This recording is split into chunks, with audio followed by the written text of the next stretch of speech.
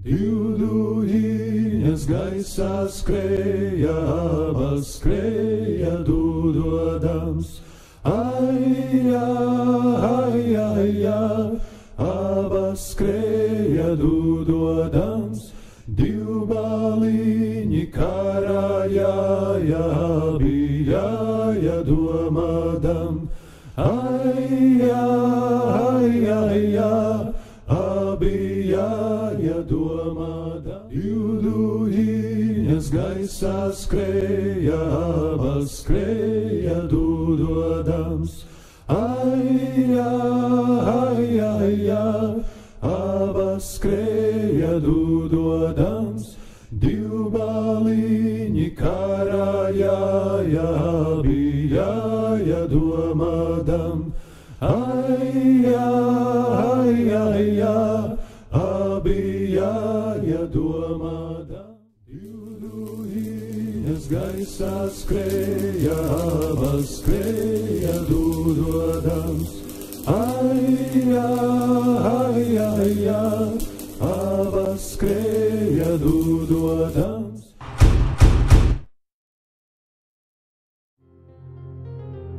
– 1918. gada 18. novembrī tika nodibināta Latvijas valsts, taču tās pastāvēšana jau no pirmajām dienām apdraudēja gan sarkanā armija, gan vācu karavīru un krievu Baltgvardu militārie spēki.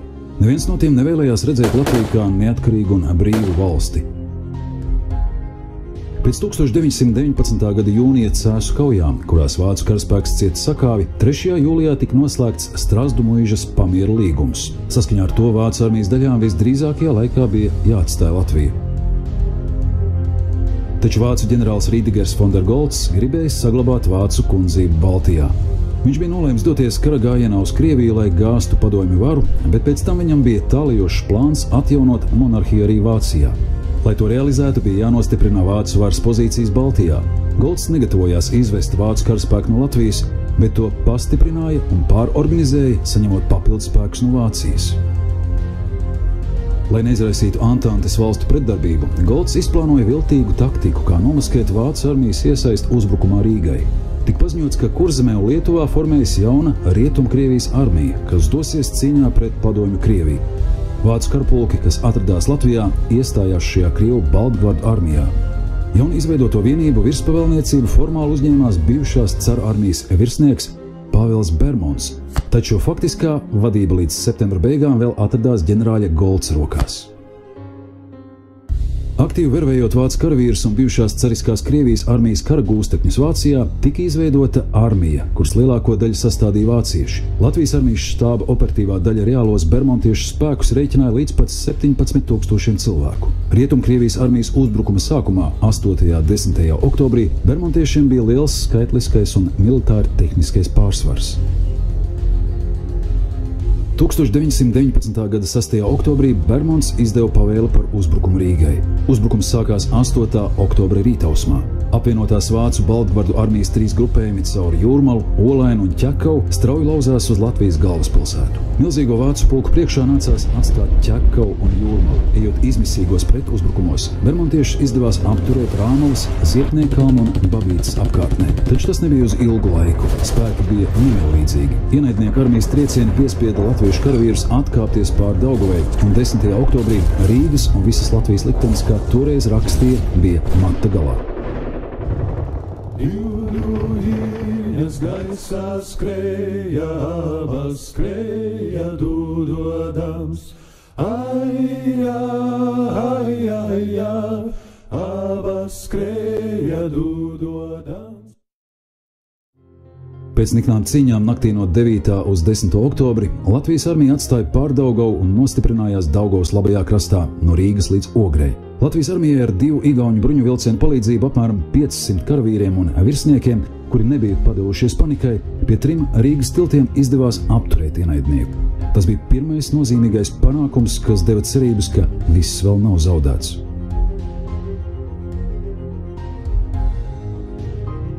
Drīz pēc tam sākās latviešu nacionālais pacēlums. Tūkstošiem brīvprātīgu atsaucās uz Latvijas pagaidu valdības aicinājumu steigties palīgā tēvzemē. Visas nesaskaņas tika aizmirstas. Nedēļas laikā radās spēcīga aizsardzības armija. Tā apvienoja dažādu paudžu un dažādu politisko uzskatu cilvēkus. Ierakumos blakus pieredzējušiem brīvības cīnītājiem bija vīri, kas vēl nesen karoja zem sarkanā karoga padomju Latvijas armijā. Tagad visus vienoja savas tautas un dzimtenes aizstāvēšana pret tās ienaidniekiem.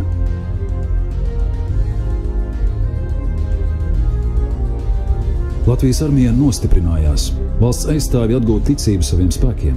14. oktobrī tika panākt vienošanās par sabiedroto lielvalstu flotes atbalstu. Anglija un Francija nolēma palīdzēt brīdī, kad pārliecinājās, ka Latvijas armija ir spējīga sekmīgi turpināt aizstāvēšanos. Sabiedroto karakuģi izbrauca no Daugavas un nostājās pretim Daugavas ietakai jūrā.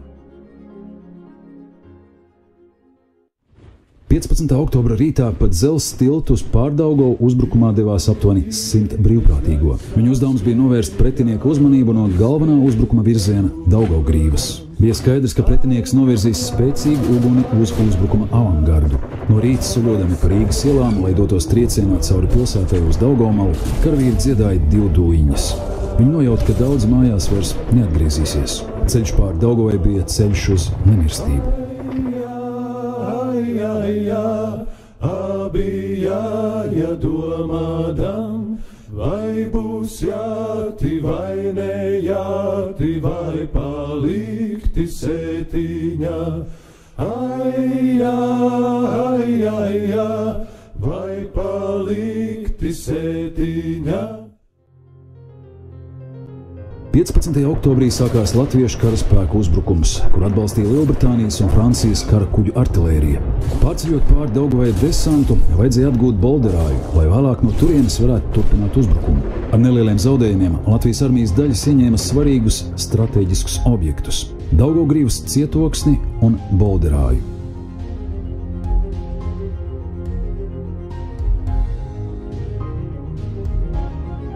Plašāks uzbrukums Bermonta armijai sākās 1919. gada 3. novembrī. No rīta sabiedroto karakuģu artilērija atklāja spēcīgu uguni uz Bermonta armijas pozīcijām. Pret Bermontu Rīgas rajonā no Ikšķiles līdz Dubultiem cīnījās 18 latviešu bataljoni un 1 eskadrons. 9. novembrī sākās kauja par Rīgu. 11. novembrī pēc niknām cīņām galvaspilsēta bija atbrīvota. Par uzvaru un ienaidnieku sakāvi iedzīvotājiem vēstīja Rīgas baznīcu zvani. Ir pagājis gandrīz vesels gadsimts. Nomainījušās daudzas Latvijas karavīru paaudzes, taču atmiņas par toreiz izrādīto varonību ir dzīvas. Tās atgādina mums par upuriem, kurus nesa latviešu tauta, lai gūtu tiesības dzīvot pašiem savā valstī. Tās atgādina mums par to, ka neatkarība ir vērtība, kas jāsargā. Tā ir vērtība, par kuru jābūt gatavam atdot dzīvību, kā to darīja mūsu senči tālajā 1919. gadā. Epizodi uzbrukumu pāri dzelzs tiltam telnieks Kārlis Zāli vēlāk iemūžināja brīvības pieminekļa cilnī. Gods un slava Latvijas armijai! Divdūjiņas gaisā skrēja, abas skrēja dūdodams. Abas skrēja dūdodams. Divbaliņi karājāja, bija domādam.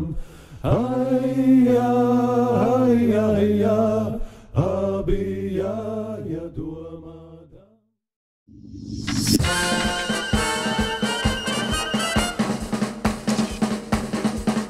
Tev taču arī ir nācies pierādīt patiesību lielākos un mazākos strīdos, lai visi zinātu, kā ar tevi jārēķinās.